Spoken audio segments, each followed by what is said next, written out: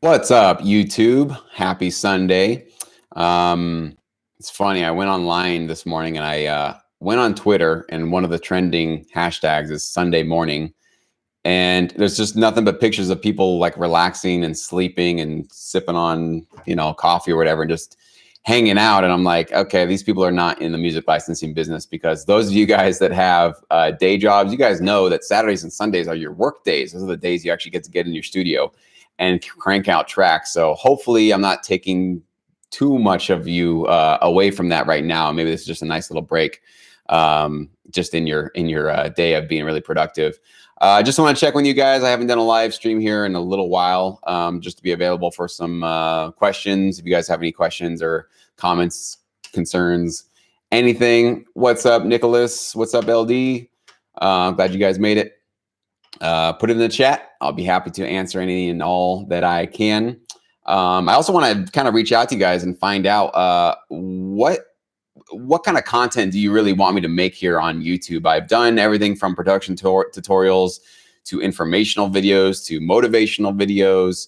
I've told some stories. So I kind of want to know, Chris, what's up, man? Kind of want to know, because the reason why I'm asking is because I just got a comment. I've gotten 2 or 3 comments in the last week.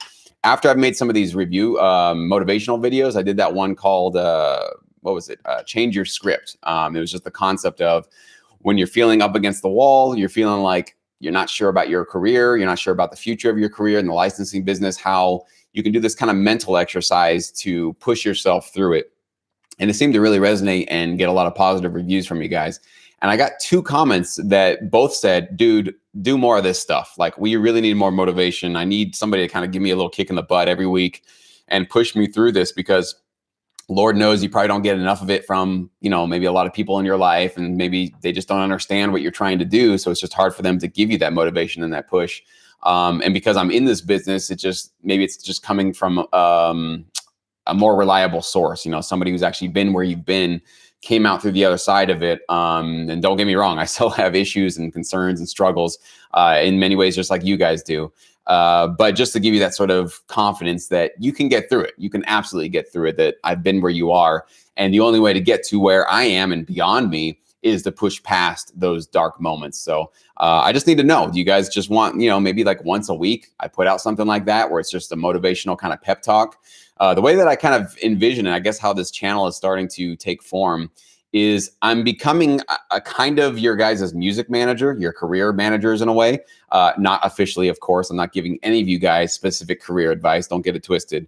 But the way that I kind of speak into the camera, and when I turn these cameras, these videos on and record myself, I try to pretend that I'm kind of having like a little check-in with you, a little sit down with you, to talk about the industry, the business, keeping yourself motivated, keeping yourself positive.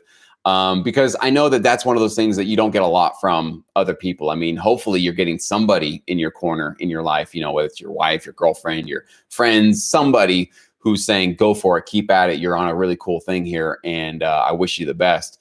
But that's really mostly what I'm realizing. That's what the channel has kind of become, is these little, 5 to 10 minute long, not long, but little just pep talks to kind of keep you motivated, keep you excited, keep you encouraged, because that's one thing I just don't see a lot of happening at all online anywhere else. Anybody talking about necessarily even this business. There's only a few people out there that are even talking about this business, but much less actually giving you that sort of that push, right? That motivation, because it's a lot of this is so psychological. It's so emotional. Like, getting through this business, having the technical skills is just a small little part of actually succeeding in this business. So having that emotional fortitude, that sort of, thick skin, pushing through it, that really seems to be what separates those that push through and keep going and succeed, and those that kind of, bail out and decide this isn't for me.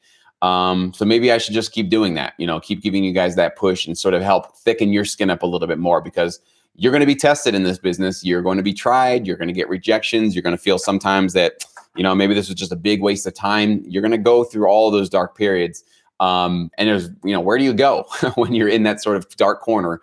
And nobody else really knows what it feels like to go through what you're going through in this industry. And so that's what I like to do. And I like to be there for those of you that are interested in having that kind of content. So give me your thoughts, give me your feedback, comment, live chat, whatever you guys want to say.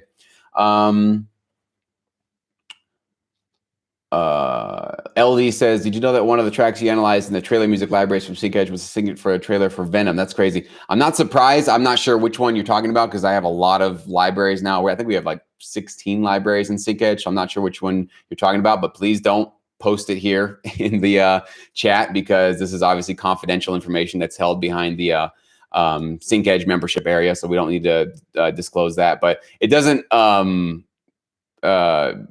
surprise me that these libraries that I'm recommending to you guys have, you know, major A-list stuff because a lot of these libraries are A-list libraries. They're really high up there, but that means that you got to bring your A game as well. So just because you make trailer music doesn't mean that you are competitive with them. So you got to make sure that you're being honest with yourself to make those adjustments to get yourself up there. And hey, if it takes you a couple of months, 6 months, maybe even a year before your tracks are to that point, why would you ruin your chances by submitting early, right? Getting rejected. Usually, most of the time you get one chance, a lot of these libraries, and that's kind of it. So what I say is it's not a sprint, it's a marathon. So take your time, you know, and the more you produce, the more you practice producing, the better you're going to get. That's the other thing too, is that, you know, there are a lot of tutorials out there. There are a lot of courses. There are a lot of, you know, free stuff here on YouTube. And even I provide a lot of free stuff, which is, you know, designed to help you guys get informed about how this business works. But nothing is going to make you as good as just getting into your studio and making music. Like that's the big secret that nobody wants to tell you.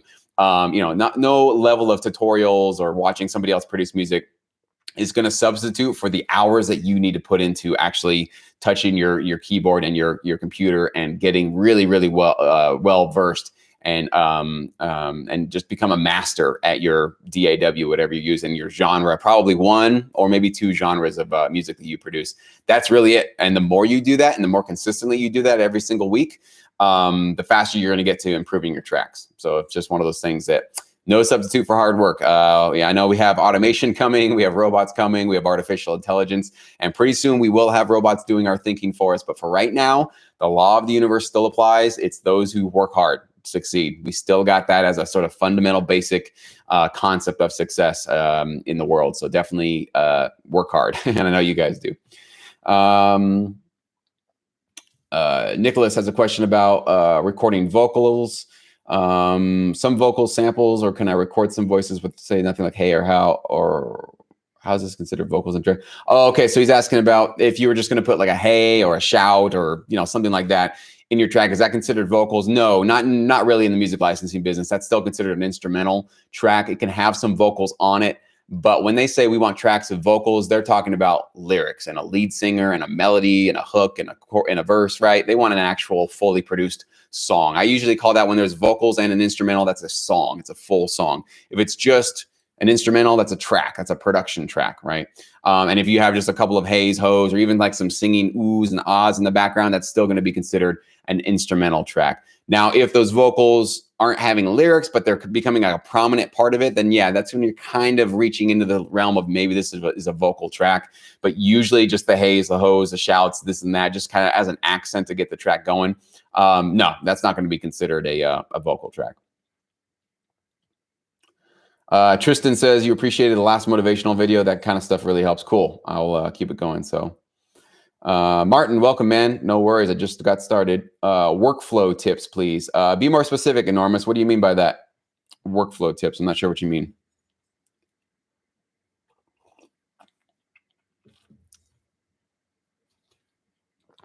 Chris is saying they talked about artificial intelligence at the PMC. That's a production music conference for those of you guys that aren't aware of it. It happens every year. It's basically like the gathering of like libraries, supervisors, publishers, composers. It's like a really big, massive gathering. And Chris, if you're watching, man, I heard there was a little bit of controversy about the Netflix music supervisor over there getting on stage. So that was interesting. Trevor told us all about it. We did a chat in the syndicate about it. So that was pretty fascinating. Poor guy. I think he got chased out of there with people with pitchforks. But it just kind of showed like where the industry is evolving and where there still needs to be some sort of some evolving. Basically, we need to start settling some of these issues as everything is going to streaming. There isn't a infrastructure set up there yet. The PROs were set up mostly for TV, cable, radio, terrestrial stuff.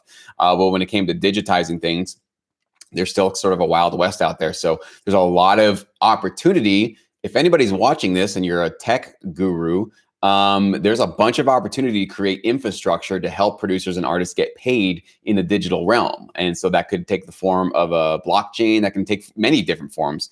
But there's a huge opportunity for something like that to come around. I know there's a couple of solutions sort of already in the works, but that's a huge place to go right now if you have that background, that technical knowledge. And producers and songwriters and musicians are going to love you for it, as long as you make it transparent and clear and make it better than the current system, which is very untransparent. You don't really know why you're getting the money that you're getting or why they're calculating the way that they're calculating. But a lot of promise moving forward. AI for sure is going to creep into many parts of our lives, and it's going to scare the hell out of a lot of people. Absolutely. But again, you can't stop it. Nobody's going to be able to stop AI, short of maybe some electromagnetic, bomb that just completely takes out our electric grid or something like that. But I don't foresee that happening. Even if there are parts of the grid that get taken out, there will be other parts that can come and fix it or whatever. So it's going to come, and it's going to shake up the world and make people go a little crazy and kind of freak people out. But that just means that there's going to be opportunity. Those of us that are not going to freak out about it and are going to see it as an opportunity and are going to see what we can do to adjust our strategy to kind of fit ourselves in with these new technologies and artificial intelligence that's coming out. I don't know how I got onto this so quickly, but those of us that can do that can actually really do well in the future. I strongly believe that. Oh, Chris was sitting with Trevor. Oh, right on, man. What convention was this? PMC conference. Look it up online, Tristan. You'll see all about it. They avoided the question and answer. Yeah. That's it was kind of interesting from what I heard. Enormous is asking, how do you start the day? Do you have any schedule, and how do you choose which genre to compose today? Oh, okay. I'll start with the last question. I usually start with what I'm being asked. So these days I get requests on a weekly basis from my library partners, from my music supervisor partners, people that I've been working with for a long time in this business. And almost every week I have, hey, I need hip hop cues. I need EDM cues. I need minimal tension cues. So it varies from week to week. So it just depends on what they're asking from me. Rarely do I ever just start composing something just because I feel like composing it. I'm always serving the needs of somebody that needs something specific from me, because I like to get paid for making music. I like making sure that the music that I make eventually ends up on TV, right? It feels really rewarding that my stuff is not being sat on and kind of sitting on the sidelines or sitting on my hard drive. So most of the stuff that I do gets directly requested from me from the people that I work with. And that came from years and years of hard work, of just being there, being the hungriest producer I could possibly be on these different libraries, and being their consistently go-to guy. Usually I was the rock or the EDM, sometimes the pop guy for a lot of these libraries. But then as you get further and further into it, you can expand your genre field a little bit more. And so I've done orchestral, trailer, everything, a country. I mean, you name it, I've done pretty much every genre, but obviously still go to kind of my sort of like strong points as often as I possibly can, which is still rock, pop, EDM. Those are usually the three. Dance. When I say EDM, it's like not just, Vegas club music. There's a lot of different, there's chill step, there's aggressive, there's hard, there's dubstep still sometimes. There's a lot of stuff that comes up in that sort of genre. So future bass is obviously coming back big right now. And blowing up. So, but when it comes to when do I start the day, I usually wake up. It was actually 5:30 for a long time, and now for some reason I'm just waking up at 5. So pushed it back another half hour, and I love waking up early. Just for some reason, my energy is really high. I feel really good. I am super productive. I start with always a cup of coffee. Always have a cup of coffee in the morning, and the schedule basically depends on kind of what's going on that day. Obviously, I need to. Whatever deadlines are looming around, like if I have something that's due that day by 5 p.m., obviously I'm doing that first. So if I have music that's due that day, it's usually never like that. I usually don't wait till the last day to submit stuff. I usually try to get it done like a day before they ask for it, just in case they say, hey, we want some changes, or try this, try that. I want to give myself a day to be able to do that and not do it the last minute. But if there's a hard deadline, like, a custom cue needs to be done by 5 p.m. tonight, yeah, that's the first thing I'm doing right when I wake up, is getting started on it, trying to get it done by, 10, 11 a.m. Then I can sit on it for, maybe an hour or two, kind of listen back to it, make sure that I like it, make any final adjustments, and then submit it even before 5 p.m. And yeah, there's no consistent schedule though. It's just kind of like what needs to get done. That's usually what I do that day. Sometimes I'm smart and I list out what needs to be done that day, and I should do that more often. Sometimes I don't even do that, but when I do start my day and I put up a little Word document on my computer and I just type out, priority 1, do this, 2, 3, 4, and I just have a list of everything that I need to get done. By the end of the day, I usually always get it done, everything completely. And I do have this actually extra sense of accomplishment that even if I did all the same things, but without that list, I probably wouldn't feel as like accomplished. So it is one of those interesting tricks where it's not necessarily about like having a list, because if you have a memory, you can do this stuff, but having a list and be able to like cross things off, like accomplishing something, it actually does. It's like this magical thing that makes you feel a lot more energetic at the end of the day and for the next day. So I do believe in lists. I should do it much more often for sure. Martin saying, I hope artificial intelligence craze is better designed than some things. So many apps out today are just not functional and a waste of time. AI is a bit more important to everyone's lives. Well, you know how it's going to be, Martin. Like, remember when Siri came out, right? Siri was, this sort of, voice recognition software for Apple. And when it first came out on the first iteration, it sucked. It couldn't understand you. It wouldn't do anything. And everybody was like, oh, this is what we've been waiting for. Great. I don't know about you guys. I use Siri every single day now. Whenever I have a reminder, I tell it to call people. I tell it to text me, text people. I tell it to do things all the time. And now we just take it for granted that we can talk to our phones. We can actually have a conversation with our phones, and it can do tasks for us. And it's now our virtual assistants. And you know that next year they're going to get better, and the year after that. And eventually these things are going to absolutely replace all secretaries and all assistants in the industry. It's going to be gone, right? You're going to be able to have this computer actually do that. And then when they have artificial intelligence included in them, of course, the first iteration will be, this sucks, it doesn't even work. And by the time it really works, we all kind of take it for granted and don't think it's special anymore. It's just the pattern that's happened over and over and over again. So I guarantee you, Martin, the first AI will suck. It won't work. It's going to be terrible. Everybody will laugh at it. This is stupid. It's not going to do anything. 2 years, 3 years, 4 years later, it's going to be a part of your life every single day, and you won't even know that it happened. You won't even realize that it is now going to be a part of your everyday existence. So it's just how the human brain works. I don't know. It's just going to happen for that one as well. Do you feel eating healthy? Tristan's asking, do you feel eating healthy and working out is a good way to supplement a healthy work ethic? 1000%, Tristan. If you're not eating well, you're not dieting, you're not exercising, and you're not sleeping well, don't even work. You are going to sabotage your entire career. All this work you put into this business will go for nothing if you're not taking care of your health first. So I have stressed that many times in this channel. Something that people don't really talk to musicians or producers about. And not to get too dark on this beautiful Sunday morning, but like, how many producers and musicians have committed suicide in the last couple of years, right? Something's going on there. Okay. They're making beautiful music. They're touring the world. They got all the money getting thrown at them. They have fans, they have accolades, they have awards. What's going on there, right? What's going on underneath the surface that they're killing themselves at the top of their game?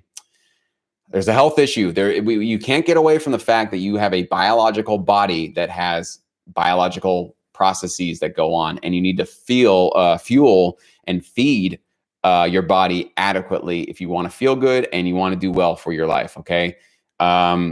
We get a little bit crazy as producers and musicians. We sort of focus way too much on our work. I'm guilty of this. Absolutely. You guys all know that. But there is a time and a place to set down your mouse. I was going to say a guitar, but you don't, some of you guys are guitar players, but turn off the computer, get away from it, live a healthy life. Okay. You need to have some balance in your life. You need to keep things in perspective. Remember why you're trying to do this, because you want to live your most actualized and fulfilled life. Well, you could have all the music played on TV you want. You could have these trailers, you can have films, you can have all this money coming at you and fame and glory and awards and all that good stuff. And you could still feel like crap. Right? You can have a terrible diet. You're not sleeping. You're now getting into like substance abuse or something that's going to absolutely take you down in the long run. So it's not a joke. Take care of your health. Eat well. Eat vegetables. Okay. Try to stay away from sugar. Stay away from carbs as much as possible. I'm not saying be a health nut and be a religious, complete, food Nazi about it.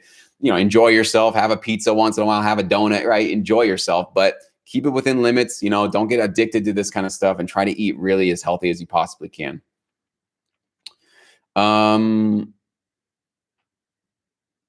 Let's see.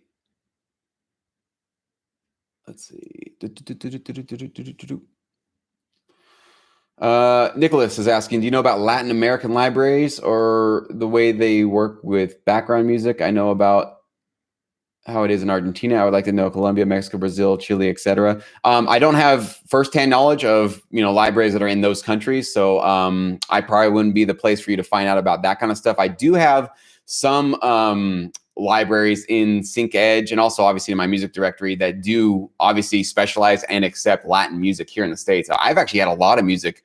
It's weird. I don't make Latin music, but I've gotten a lot of my tracks placed on Latin networks, Telemundo, that kind of thing. Just tons of that stuff. So one or two of my libraries have some relationships with them. I'm gonna turn on my brightness there. I am like blowing out there. I didn't help at all. I'm still way too bright. Oh well. But yeah. So I got to turn it up so I can read your comments.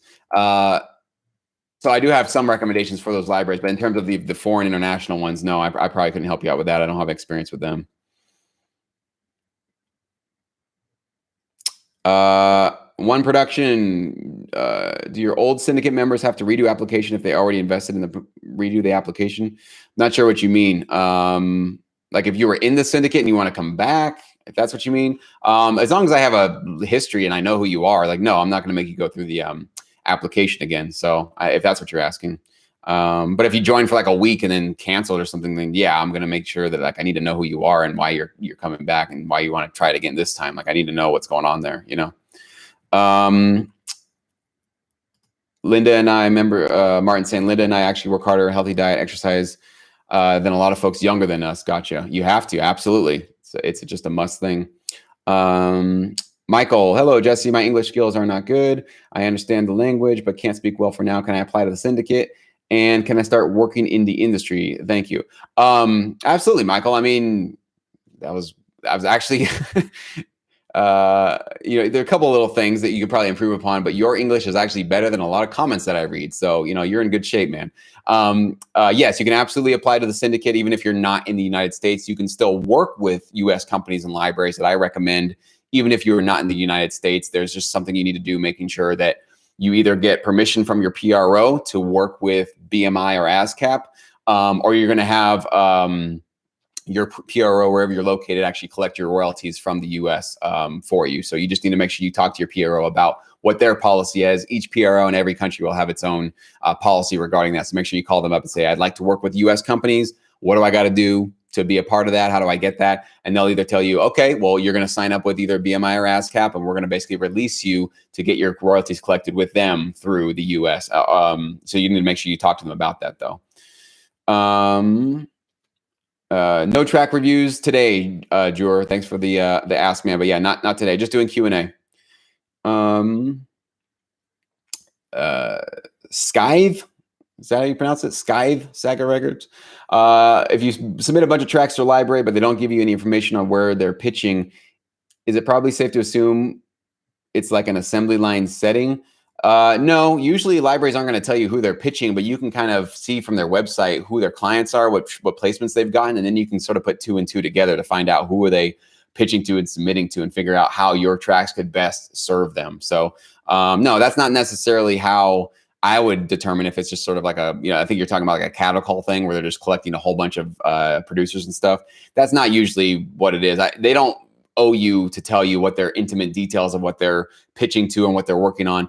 If they need music from you, they'll tell you, hey, we need music from you because we're pitching to this, pitching to that. And some of them will let you know that. But you should be getting at least emails from them, right? Maybe not phone calls, but you should at least be getting emails directly from a CEO or somebody that works at the catalog to make sure that you're not being you aren't just one of those 1 in 1,000 that's just sitting on the sidelines, right?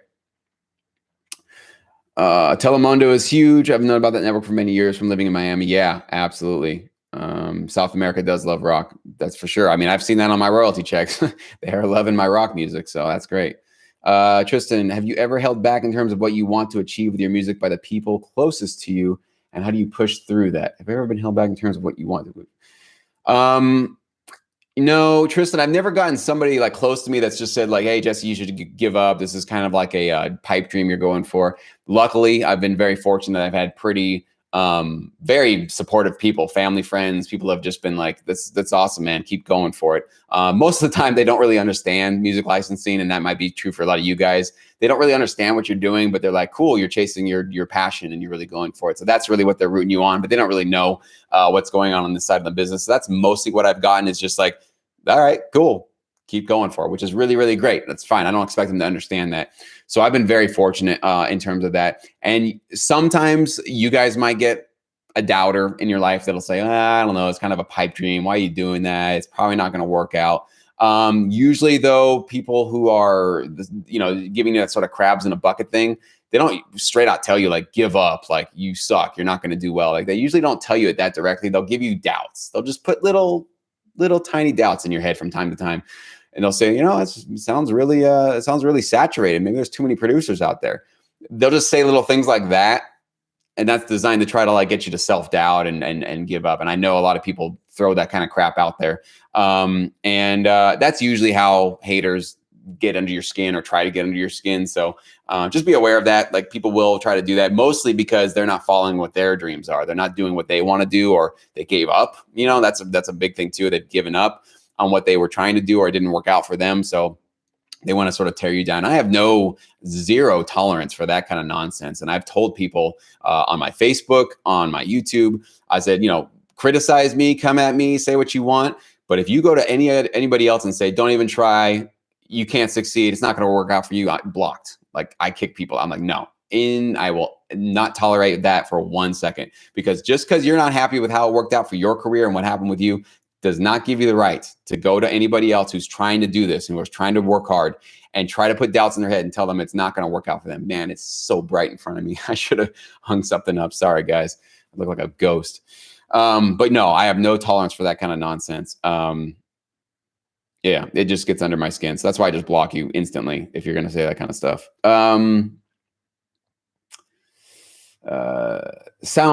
Source 4. I've been accepted to a non-exclusive library. Is it okay to make the same music to an exclusive library? No. Or just use the music for non-exclusive libraries? Yes. There you go. You corrected yourself. Exclusive and non-exclusive can never mix. Exclusive and exclusive can never mix. The only things that can mix in terms of where your music can simultaneously be placed is non-exclusive and non-exclusive. Non-exclusive, put that track in their library and in iTunes and in another non-exclusive library and perform it and do whatever you want to do with it. Give it away. It doesn't matter. Non-exclusive, and then you go to an exclusive library. Well, guess what? You're lying to the exclusive library because it's not exclusive. It's with them. You can let them know, say, hey, I'll give it to you guys now exclusively and I won't put it out anywhere after this, but it is existing in this other exclusive library. You got to be honest with them and tell them that kind of stuff. But you figured it out at the end there. So Dan, I don't know what to tell you, man. You've commented on my video saying you've sent stuff in and no reply. I don't know what you're talking about. Email me, please. I really don't know what you're talking about. Burn, what's up, man? I haven't seen you in a while. Any advice for producers who need to step away from music for 6 months for work-life reasons? If you have to, if you can't literally do any music for 6 months, it's going to be tough. You're going to have to come back with sort of, you got to build your skills back up a little bit. It is kind of like a muscle memory thing. And 6 months is a long time to take away.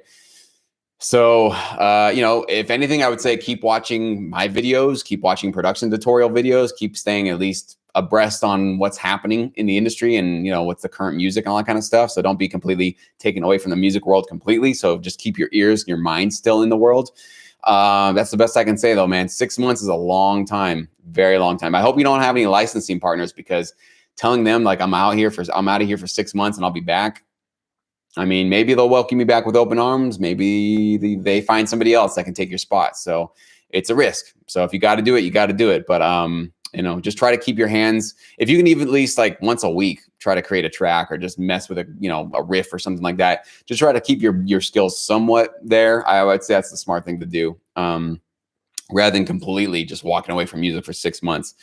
It's really, really hard. So, One Production, I'm a syndicate member, but I'm off the program. You told me I had to reapply. Okay. Email me, man. Jesse@syncmymusic.com. So I'd have to look at your specific situation. So I'm not recognizing your username there because it's not an obviously first and last name. So Lisa, what's up, Lisa? I cannot recall hearing you talk about music for kids shows. Is it its own genre or fall into General genres. Any tips in creating tracks for this purpose? I personally don't have a lot of history with kids shows. I know there obviously are lots of kids shows on TV. And if you listen to them, it depends on what you mean by kids shows, because there's like, preschool learning, teaching them about ABCs, that kind of thing. And sometimes they're going to work with a custom composer on that because they need lyrics that are going along with the actual show, right? But sometimes it's just, fun, upbeat dance music in the background. And so that can be used. If you make EDM music, you can be a player in kids programming. Obviously, they probably want the stuff that's not as harsh and aggressive sounding. They're going to want the stuff that's more upbeat, fun, and bouncy.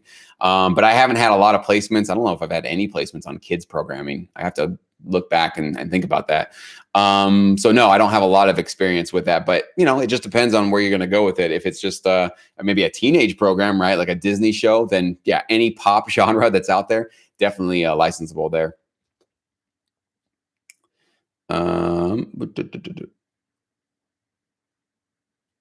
Let's see. Kevin, would you mind if I tried my email pitch on you? Get your opinion. Give it a once over, maybe. Email pitch on you. I don't know what you're talking about. If it's for a music library or what do you mean, Kevin? I don't know what you're talking about there. Your email pitch. Martin's asking, is there a turnaround time regarding changing non-exclusive deals for the purpose of a library accepting and using specific songs or tracks? Changing non-exclusive deals, turnaround time.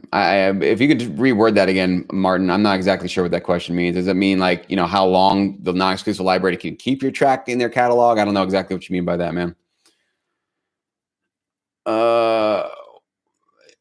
Jenik, what are my thoughts on upfront fees plus 50% writer share deals? Why are they taking half of your writer share? I always say, if they're not writing on your track, why are they taking a piece of the money that should be belonging to a writer? It's right there in the terms, in the contract, and on your royalty statements. It'll say writer share, publisher share. So they're coming to you saying they're going to take half of your writer share. Yikes. Okay. I would not be a fan of that. I'm not excited about those kind of deals. Because your writer share is really your lifeblood in this business. That's mostly how you're going to be making your living. So somebody's coming in and basically saying, I'll give you a small amount of money. I mean, I don't know what you mean by the upfront fee. How much is that? They're going to give you $1,000 a track? Probably not. They're giving you $50 or $100 or something like that. And then they're going to take half of your writers just because they gave you some money up front. Not a fan of that kind of stuff. Not excited about it. Nicholas is asking about the background music for news TV shows. They do various types. Mostly it's going to be corporate, like up tempo. Some of it can be rock based, some of it can be dance based. Like these days, more EDM kind of up tempo stuff can be used in news shows. So many different types of news shows, right? There's news shows that are kind of like older for older demographics. There are ones that are younger, trying to be hip and modern and that kind of thing. So it depends on the network and the demographic. So. You're welcome, Bern. Glad you enjoyed, man. Oh, Martin's asking, how long would it take to pull a song from a non-exclusive deal so you can submit it to a library that is exclusive? It just depends on what contract you sign from them. So non-exclusive libraries will probably give you some sort of like either a year to year or maybe every 2 years, 3 years. But they give you an out where it's like, if you'd like to ever take your music out of here, here's the process to do it. And if you have music in a non-exclusive and you don't know what that process is, email them, find out, or look on their website. See if there's a way they tell you where you can actually take your music back out. But you do need to make sure that music is out of their catalog before you go shop it to exclusive libraries. Don't try to do this double take thing where it's like, well, eventually that'll be out of there, so let me start shopping the exclusive stuff now. If you get that accepted in there, you don't tell them about the non-exclusive deal that's already in place, and then the exclusive library finds out about the non-exclusive stuff out there, you're sunk. You're going to be, seen as somebody who's committing fraud essentially and lying to people. So don't do that. So. Oh, Kevin's saying, worried about my pitch isn't up to scratch. Worried my layout, presentation, website layout. Is it okay? I've offered a lot of that stuff before, Kevin. So I don't know if you're new to the channel, but I've done, I actually had the website, what was it? The website tutorial, build your tutorial in 1 hour. And then if you're on my email list, I even gave everybody an opportunity. If you followed my tutorial and built it, to send me your email and send me your website, and I would give you a critique. So I've offered that to you guys in the past. I might do that again in the future, but no, I'm not doing that right now, Kevin. I don't have an opportunity to review people's submissions or websites right now. Big Time Drum, what's up, man? Weston, what's going on? Chris is reminding us, if it's non-exclusive, it has a perpetuity clause, then you can't take it back out. So you need to learn that later. Yeah, in perpetuity means forever. So if you've signed an agreement in a non-exclusive library and they've taken it in perpetuity, then no, track is out. It's non-exclusively with them. It doesn't mean you can't do other stuff with it, but you certainly can't go to an exclusive library with it ever, because it's theirs to be, it's not theirs, but it is going to be represented in their catalog as long as they're staying around as a business. Oh, so Nicholas is asking, you don't name the TV show's genre? No, not really. I mean, it could be called, a library might have an album that says news promos, news music, that kind of thing. But in that, there might be different styles of music. So no, it's not really a sort of specific kind of genre or name. Will I do a song listening critique show again? Absolutely. Not doing that today, but definitely I will do that here on my channel at some point.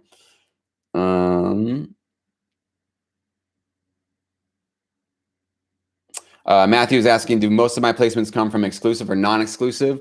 Seems like the way the industry is going are looking for exclusive stuff. Absolutely. I made a video about that actually about probably a year and a half ago, that there was a trend happening that most non-exclusive libraries were turning into exclusive ones because they were getting in trouble. Everybody having the same music and nobody wanted to sign with them because they realized I can get this music anywhere. So yeah, absolutely. My career has shown most of my placements come from exclusive libraries that I partnered with.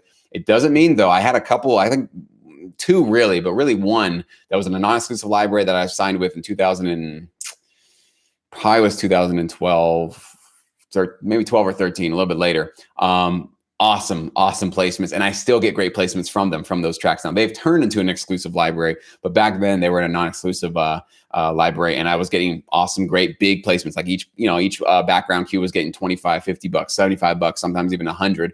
I'm getting multiple placements from this one library every single quarter. So they had the juice. They were definitely getting my stuff out there. They were representing me. They were pushing me and getting me out there. So non-exclusive doesn't mean bad. It doesn't mean that's not going to do well for you. But yes, mostly what you're going to see in this industry is people want the exclusivity. That's really what they're going to want.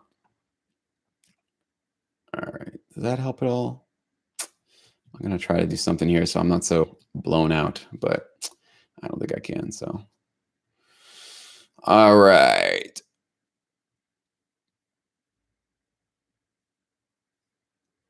Tony, you're getting stuck 90% of the time, or you spend 90% of the time watching breakdowns, tutorials, and starting to get discouraged. I'm not giving up. Need to change tactics.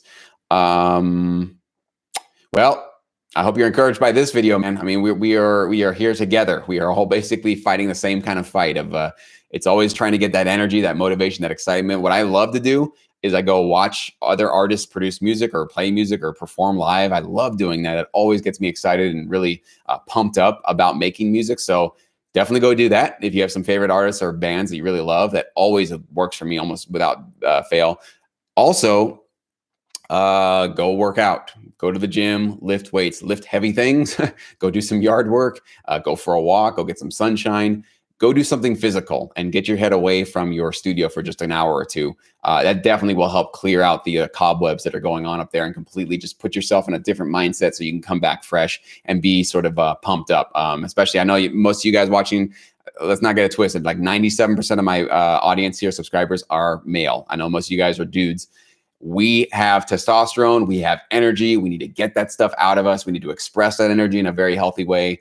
Go work out, go exercise. It's true for women too. Okay. I'm just saying, but in particular, men, we have this just innate thing where we have to go do something physical, or else we start getting cranky and we get writer's block and we don't feel good and we get moody.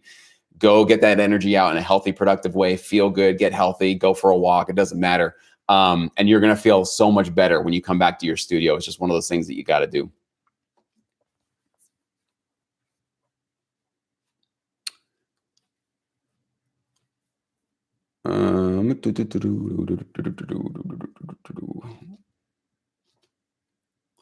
All right. How do I maintain my network? I'm not sure which network you mean. My music licensing work, I maintain them by delivering always on time and ahead of schedule. I know that we have to learn to master our tracks, but would Lander or a similar site get my tracks close? Casey is asking that. If you like the results you're getting with that, you can do it, but I'm just a personal fan of just learning how to do it yourself and not having to rely on paying for another service to master your tracks for you. It's definitely something you can do yourself. And I don't think you should just give up on it because it's not so easy for you in the beginning. You should just keep at it until you get really, really good. Because once you start figuring it out, it becomes just like super fast. I mean, I don't spend more than a couple of hours ever mastering my tracks just because I've been doing it for so long and it's so quick and so easy to do. So I can't tell you what you can and can't do. You can obviously go pay for a service like that if you want to, but I do recommend that you learn to do it yourself.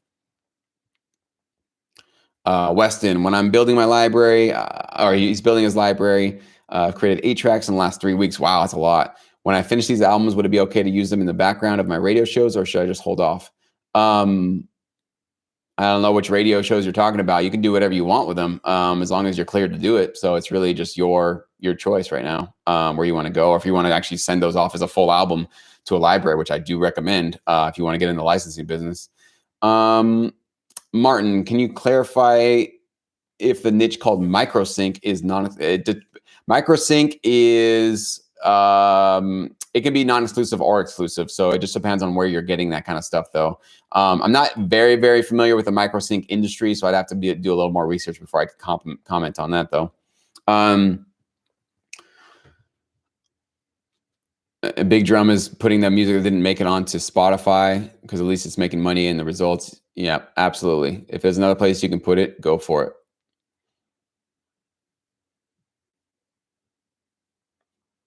What genre would be for background music for TV shows when it's like suspense or action, but it's not some defined genre?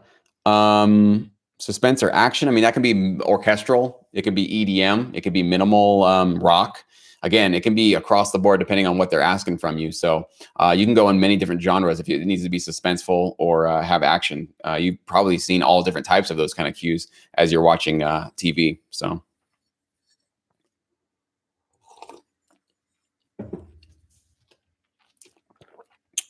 Burns asking how loopable should bars be? I'm always conflicted with how much use crashes and swells that might make a phrase less loopable. I'm not really a fan of like a 4-bar thing being like sounding like it's on a loop. It's one of the biggest problems that and the pushback that I give with a lot of syndicate members is their tracks do feel like they just copied and pasted their way through the whole thing, and it gets tired on the ears and it's not evolving and it's not moving forward. You know, you got to remember, it's not just about getting a track onto a TV show. Yes, that's great. But you also want to get that, 60 seconds plus on a TV show. You want that minute and a half. You want 2 minutes.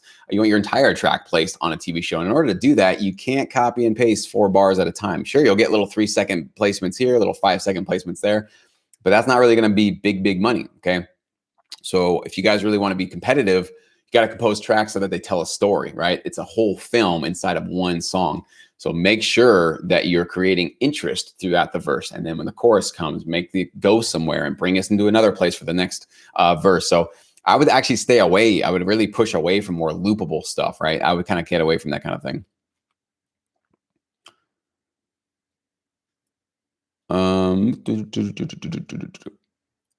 Kai, what's up? Once I get my contract, I'll be ready for my interview. Awesome. Feeling awesome after getting accepted in the library this part just this week. So Kai is a Sync Edge member and he got accepted. So we're going to be doing an interview, I don't know, very soon. So I'm very excited for you, man. Another success story. It's really, really cool to see you guys that are doing well with that. You're welcome, Tony. Can I do a video on mixing and mastering? Yep. I have a couple. Do I have some on my YouTube channel? Actually, maybe I don't. I know I have the mixing and mastering course, which is 20 hours of content, but maybe I do need to add some of that to the channel, just some little tips here and there. So I'll add that to the list, C Major. Thanks for the suggestion, man.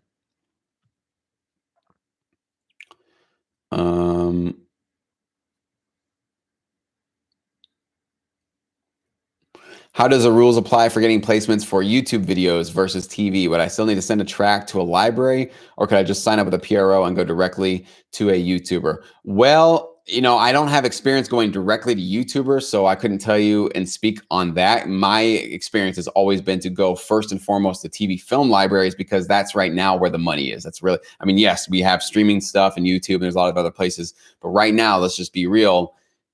Cable, trailers, films, TV shows, that's still where most of the advertising money is. That's where most of your income is going to be coming from. So if you're going directly to a YouTuber, well, I don't want to even speak on that because I don't want to give bad information and, be wrong about something. So I'd have to research that a little bit more. I know that sometimes they're going to pay you, obviously, that initial upfront fee to use your track, but in terms of tracking it, that's something I have to get a little bit more educated on.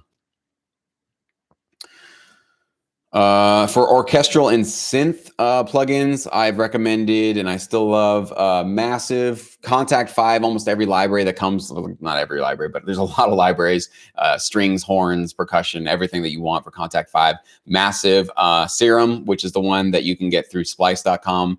I really do recommend that. Silent is really good as well. Yeah, those would be the top of my list right there.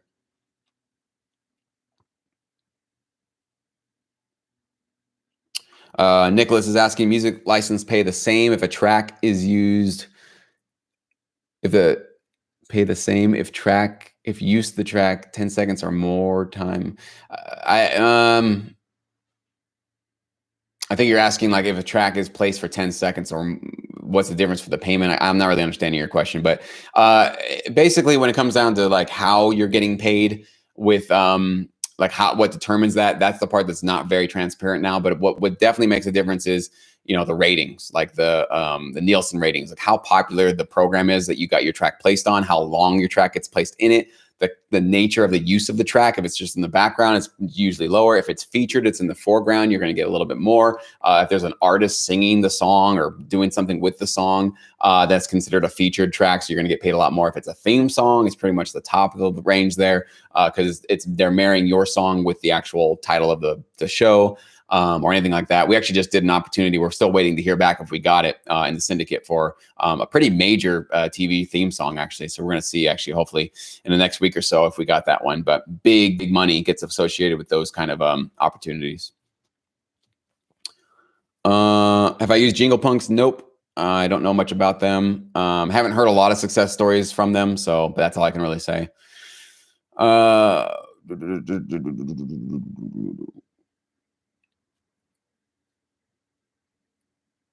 Do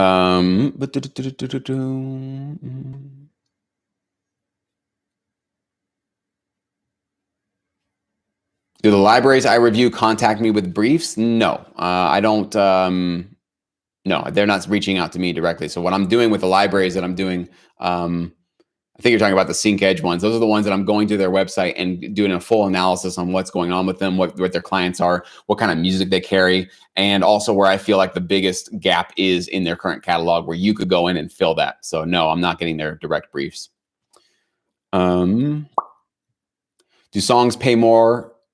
Songs with vocals pay more than instrumentals? Yes, typically. It's not always across the board, but generically, yes, because there's more talent and effort that had to go into the track that has vocals. So usually, yeah, it's going to be getting paid a little bit more.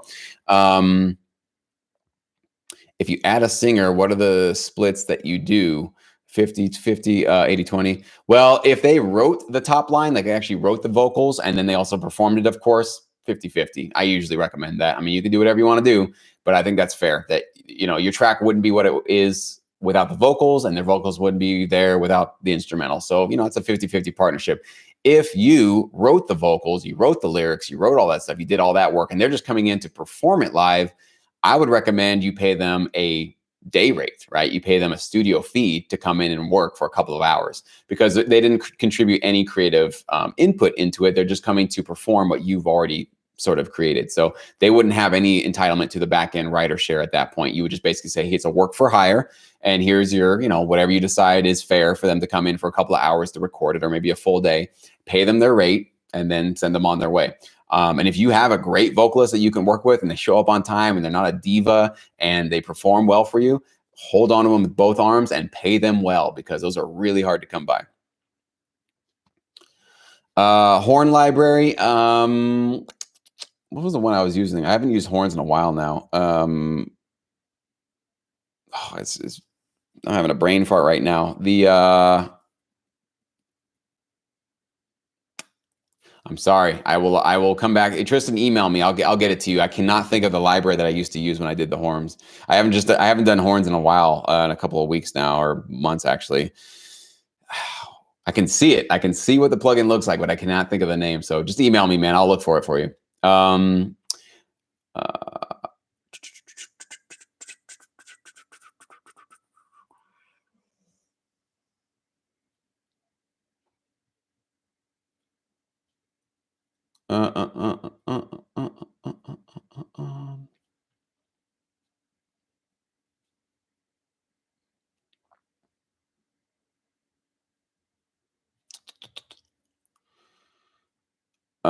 Let's see. All right. So if the singer helped to write, can they demand their writer share? Otherwise, oh, you're just answering that. Absolutely. Yeah. Is it a good idea to contact music supervisors by LinkedIn or mail directly? You can try either one. I mean, I don't really recommend it so much just because that's not the path that I took to do well. But if you want to get in touch with them, I mean, whatever their email is, if they have a website or they have LinkedIn, use any path that you possibly can. Absolutely. Let's see. Let's see. Questions about Contact. Is it strictly a performing recording app? Or can already recorded tracks be placed in Contact or add Contact to a track as a plugin? Just look up Contact 5, Martin. You'll learn all about it. I don't want to describe exactly how you use it and all that kind of stuff here, but just look it up. You'll see. It's basically like it's a home to install other sound libraries. So it's basically like the home for a bunch of other ones, and you'll see how that works. You're welcome, TriQ. Glad you enjoy the advice and tutorials. All right, guys, my voice is giving out on me, so I'm going to call this a day. But thank you so much for tuning in, asking all your great questions. Keep up the hard work. Hopefully I didn't interrupt your Sunday productivity too much. I hope you go get back to your studios and make some awesome, very licensable music. Make sure you leave a like, please. I really do appreciate those. It helps other people find my videos, find this content, stay motivated, stay plugged in. So make sure you like, share this with other people, subscribe if you haven't, obviously, and I'll see you guys next time.